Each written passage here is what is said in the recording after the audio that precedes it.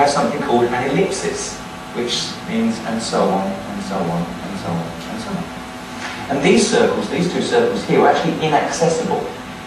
The standing weak, about that wide, they have no pathway into it. So someone had either parachuted in or pole vaulted in to flatten those two parts, and that's been a big thing that's appeared in the last year, even more this year. So this is actually very elaborate. It's never been done before. Pi has never been expressed in this way, particularly as a piece of design. Just this little bit here, to get those circles to run out, and then for this line here to run along these three different side circles and create this little piece here so it all fits perfectly. It's just a fantastic piece of design. Okay, the other thing has been something called the squaring of the circle. I don't know if anybody's familiar with that term. It was something that the Greeks were obsessed about. They actually said that you were mad if you tried to square a circle, if you tried to make the area or the perimeter of the area of the circle or the perimeter of the square circle reconcile and be together. But nonetheless, they pursued it with amazing vigour.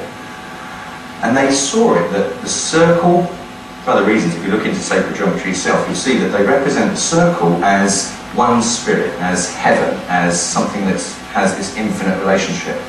The diameter of the circle, if you call it 1, and the outside is 3.14, blah, blah, blah, on into infinity. And so there is a relationship between the finite and the infinite contained within a circle. And they saw this as something that was divine. And they saw that the square represented material reality. It's rational. And to fit rationality together with irrationality, they saw as something to do with like our psyche or our consciousness, in that we have one side of our brain we know now that works in pictures, works like a parallel processor, and another side of our brain which is completely logical and works like a serial processor. And we kind of have the job as human beings of reconciling those two opposites inside ourselves.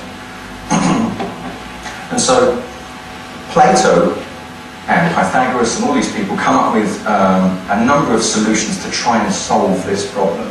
And it's impossible, but they got close. Let's say 97% accurate. But the solutions that they put forward, that have stayed in, that stood the test of time, no one has come along really until recent history and looked at them again and done anything with them. Those solutions, constructed by Plato and Pythagoras, have been considered the epochs of what it is to do this sacred geometry. And so, when we first started getting crop circles in the late 70s, they were simple circles, began with 1, then 2, then 3, and then we had this